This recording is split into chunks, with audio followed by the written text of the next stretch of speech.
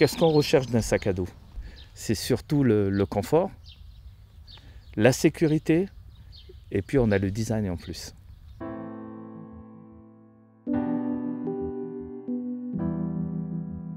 Après plusieurs années, à force d'avoir plusieurs retours des clients, mon père s'est rendu compte que ce qui manquait dans la maroquinerie, c'était un sac à dos citadin qui plaît et qui est sécurisé.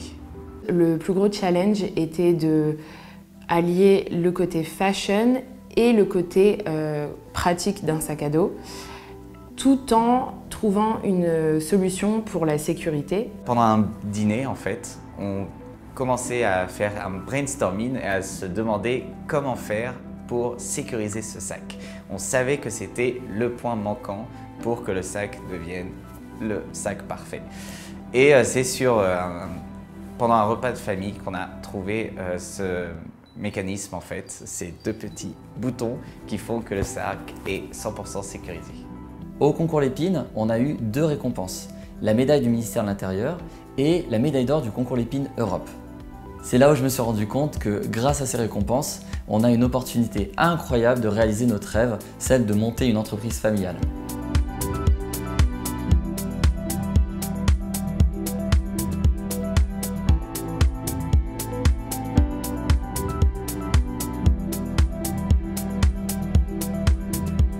J'ai débuté dans les marchés, dans la maroquinerie, pendant 30 ans. J'ai 3 enfants, Harry, Sabine et Yoni. Et je me suis dit pourquoi pas faire le début ARSAYO. Et c'est là que la marque est sortie, Arsayo. J'ai trouvé que ça sonnait bien. Et j'ai lancé cette marque avec ce sac à dos.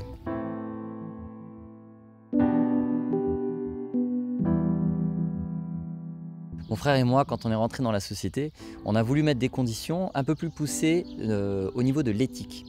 Alors le sac était déjà éthique dans le sens où il était vegan, c'est-à-dire qu'il n'y avait pas de matière animale, ce n'était pas testé sur des animaux, donc il présentait déjà un aspect vegan qui était intéressant.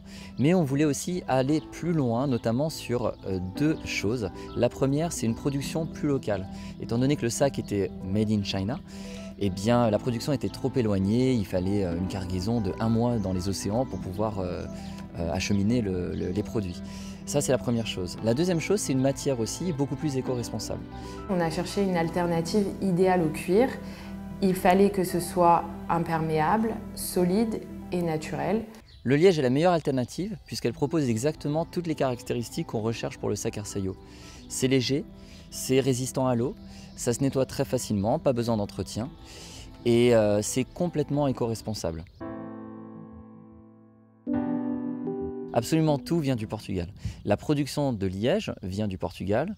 Le produit brut est acheminé dans nos ateliers de confection au Portugal. Le coton bio à l'intérieur des sacs est tissé au Portugal et l'outillage aussi qu'on utilise pour les fermetures éclairs sont produits aussi au Portugal.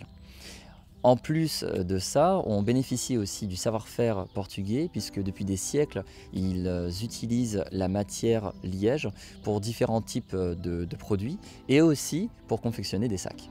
Le concept de base de ce sac à dos, c'est de le porter comme une veste pour que le poids soit réparti vraiment sur tout le corps et tout le dos. C'est pour ça que les bretelles sont assez larges pour bien maintenir et avoir vraiment une sensation de confort absolu.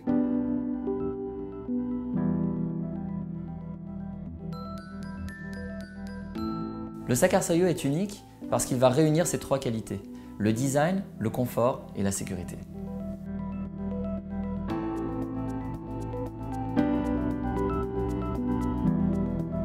Alors, je suis venu aux États-Unis pour développer la marque Arsayo via plusieurs événements fashion. Et en faisant justement ces événements, j'ai créé un networking assez gros avec énormément de marques qui sont comme nous 100% vegan et 100% éthiques. Le but est d'avoir une grande famille pour éveiller les consciences, changer notre planète, la soigner et sauver les animaux. On a conscience, mon frère et moi, qu'on a pris beaucoup de risques. Arrêter 30 ans de partenariat avec la Chine n'est pas une mince affaire, mais pour nous, le futur de l'industrie de la mode est forcément un futur éthique. Pour nous, c'était une nécessité de réinvestir tous nos efforts, tous les financements vers des choix de matériaux et de production beaucoup plus éco-responsables. À l'époque, quand j'étais petit, on disait toujours avec mes frères et sœurs, tout ce qui compte, c'est l'amour. Justement, l'amour pour la planète, pour les humains et pour les animaux.